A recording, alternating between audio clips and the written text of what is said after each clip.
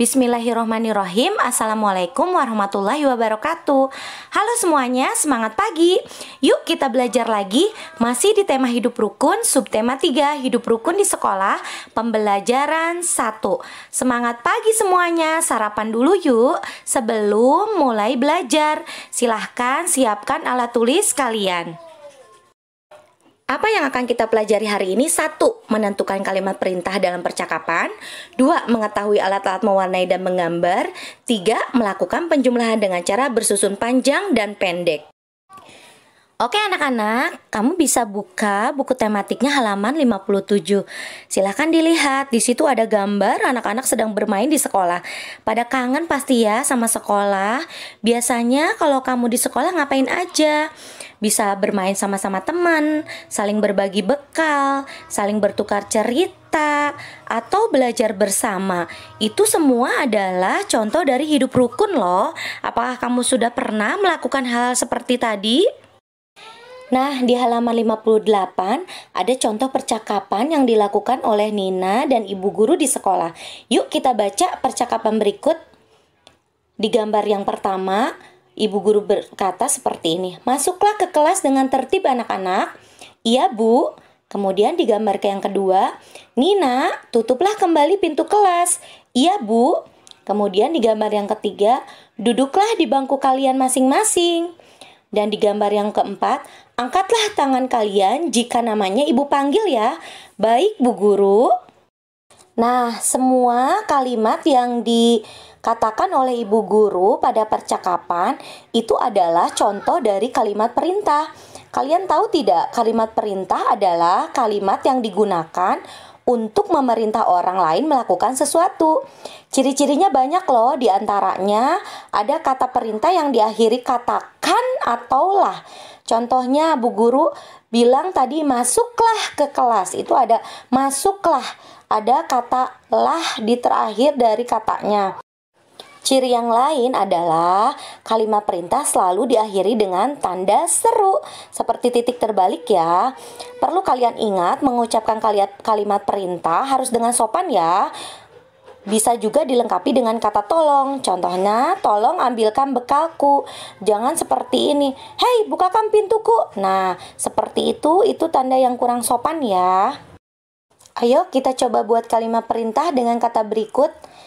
Contohnya dari kata bawakan, kita buat kalimat bawakan bekalku. Kemudian dari kata yang kedua, tutuplah, kita buat kalimatnya seperti ini. Tutuplah pintu kelas ini. Nah, biasanya selain bermain bersama, kalian juga di sekolah suka menggambar atau mewarnai bersama-sama dengan teman kan? Di sini ada beberapa alat gambar yang berbeda. Di antaranya adalah pensil warna, krayon, dan spidol. Nah, coba kalian lihat semuanya. Ternyata menggambar atau mewarnai dengan pensil warna, krayon, atau spidol hasilnya akan berbeda loh. Ini contoh perbedaan antara ketiga alat mewarnai tersebut. Gambar yang pertama, hasil gambar dengan pensil warna akan terlihat tipis dan halus. Kemudian gambar yang kedua, hasil gambar dengan krayon akan terlihat tebal dan kasar. Dengan krayon bisa menjadi halus tapi memerlukan alat tambahan. Kemudian hasil gambar yang ketiga dengan spidol, hasilnya akan terlihat tebal dan halus. Jika ada ketiga alat mewarnai tersebut di rumah, kalian bisa praktekkan loh. Yuk dibandingkan perbedaan antara krayon, pensil warna, dan spidol.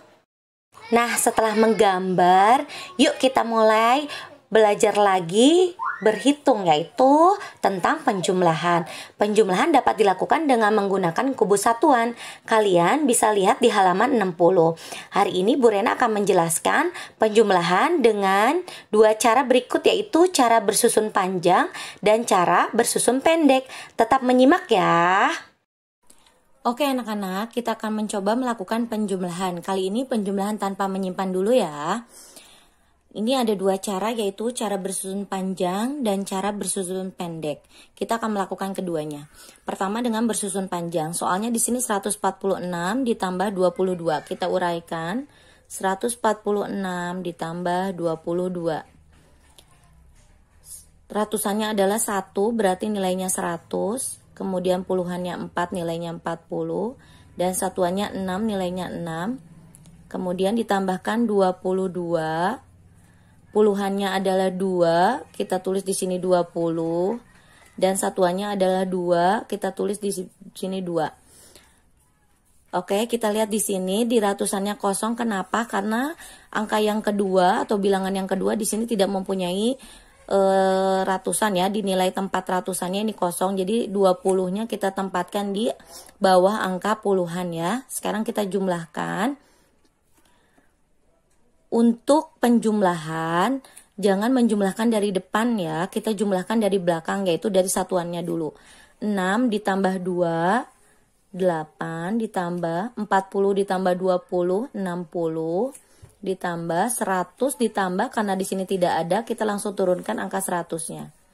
Sekarang kita jumlahkan 100 ditambah 60 ditambah 8 sama dengan 168.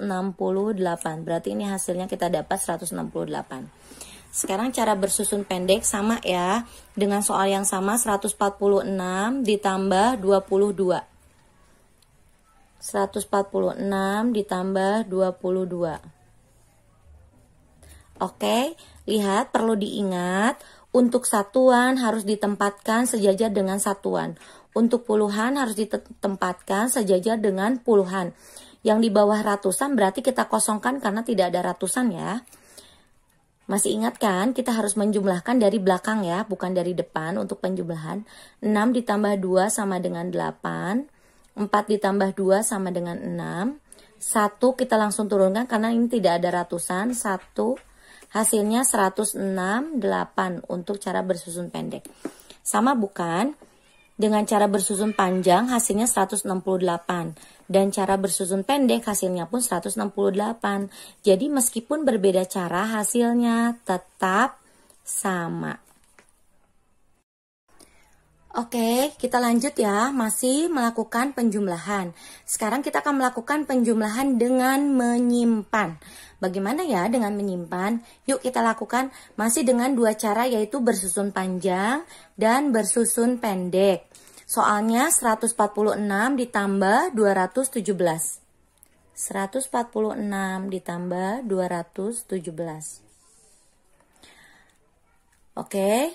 Yang di ratusan ini angka 1 berarti nilainya 100 ditambah puluhannya angka 4 nilainya 40 ditambah satuannya angka 6 berarti nilainya 6.